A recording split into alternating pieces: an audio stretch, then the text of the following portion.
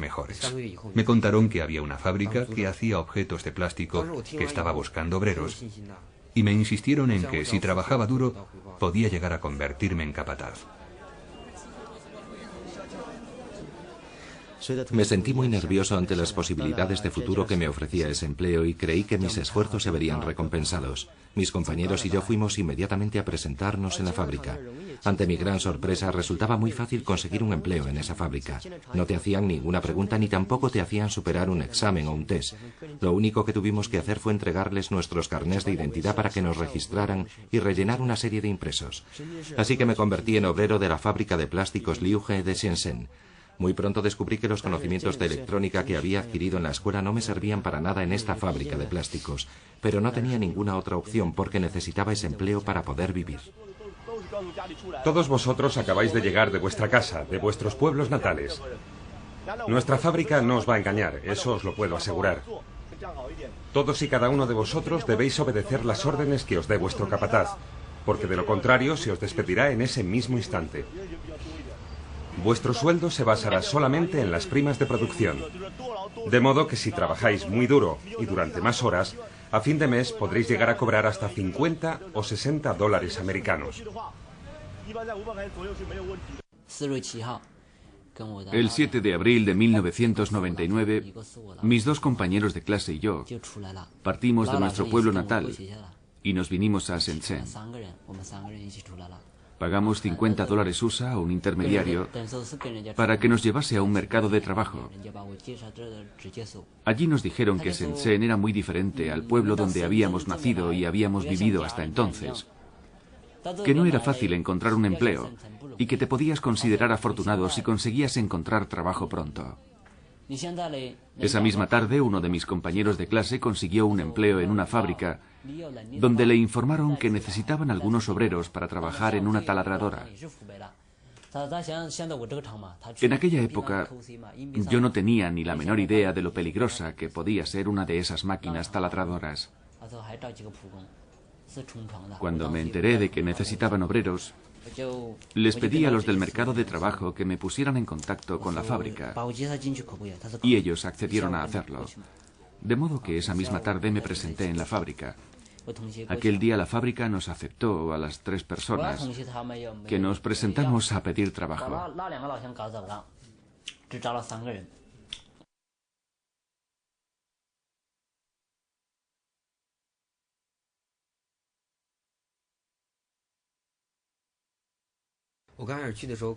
En cuanto llegué a la fábrica, me mandaron a manejar una máquina taladradora. Trabajaba muy duro y a veces ni siquiera me tomaba la pausa para almorzar, porque aquel mes la fábrica tenía un montón de pedidos del extranjero. Los obreros teníamos que empezar a trabajar a las 7 en punto de la mañana y seguíamos trabajando sin parar hasta las 12:30 del mediodía. Después de la pausa para almorzar, volvíamos al trabajo a la 1 de la tarde y no parábamos hasta la hora de salida, las 11:30 de la noche. Ese plan de trabajo duró un mes entero y yo me sentía increíblemente cansado, exhausto. La noche anterior al día en el que tuve mi accidente, había trabajado demasiadas horas extra. Alrededor del mediodía del día del accidente, estaba tan agotado que empecé a adormilarme y a sentir mareos. Además, el capataz anuló la pausa para comer y nos ordenó que siguiéramos trabajando.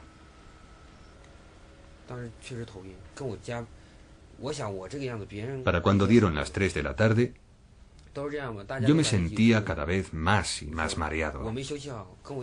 Supongo que los demás obreros estarían tan cansados como yo, pues ninguno habíamos descansado nada durante todo un mes. Aquella tarde, lo primero que hice fue limpiar las máquinas taladradoras.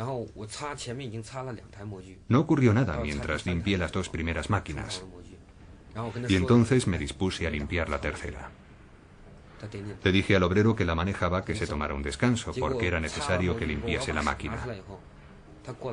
Cuando ya casi había terminado de limpiar la tercera taladradora, el obrero encargado de ella regresó y apretó el botón de contacto. Aterrorizado, vi como la enorme taladradora me aplastaba la mano derecha, y cuando volvió a elevarse la pesada plataforma, mi mano derecha había desaparecido.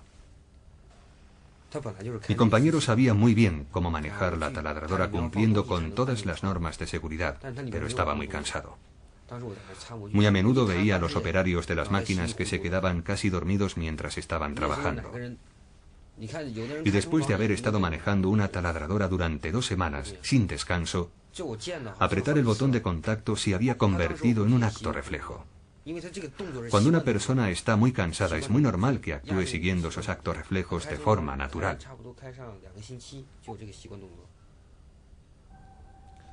Grité mucho cuando la máquina me aplastó la mano. Vi cómo el hueso me asomaba por el antebrazo y sentí un dolor terrible. Retrocedí y quise ir a acostarme a mi dormitorio. Pero detrás de mí había un cajón muy grande. Tropecé con él y me desplomé en el suelo sin parar de gritar. El encargado se acercó y me dijo algo. Cuando oí sus palabras me entraron auténticas ganas de matarle. ¿Se pueden imaginar lo que se atrevió a decirme? El encargado me dijo a voces: no grites. El muy desgraciado incluso me llegó a tapar la boca con su mano para que dejara de gritar. Y después me sacaron del taller. Sentía tantísimo dolor que era incapaz de dejar de dar gritos. ¿Y por qué querían que dejaras de gritar? No lo sé. Aquella tarde me dijeron que fuese a trabajar al taller de las máquinas trituradoras. En cuanto entré en aquel taller me llevé una gran sorpresa, pues tenías que gritar todo lo fuerte que pudieras si querías que los obreros te oyesen. Pero mi voz es incapaz de hacer más ruido que una máquina trituradora. Y para colmo, en el mismo taller había 2 generadores que hacían muchísimo ruido, un ruido infernal. Daba igual que estuviera comiendo en el restaurante del centro o que estuviera durmiendo en los dormitorios de la fábrica, porque el ruido de las máquinas me rodeaba siempre, durante las 24 horas del día. Y para redondearlo todo, las materias primas desprendían un olor horrible que hacía que me sintiera siempre muy mareado. Después de beber un poco de agua, me sentí un poco mejor y me puse a trabajar otra vez.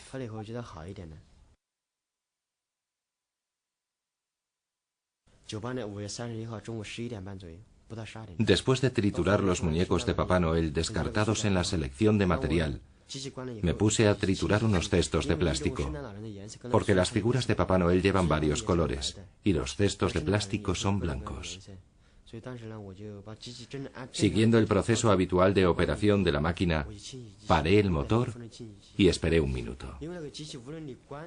Pero no podía oír el ruido que hacía la máquina en la que estaba trabajando. En el taller había varias máquinas trituradoras y 2 generadores, que todos juntos producían muchísimo ruido. Cuando pasó el minuto, abrí la tapa y metí la mano en la máquina para limpiarla. De repente me quedé sin hablar, cuando vi que algo me había cortado la mano.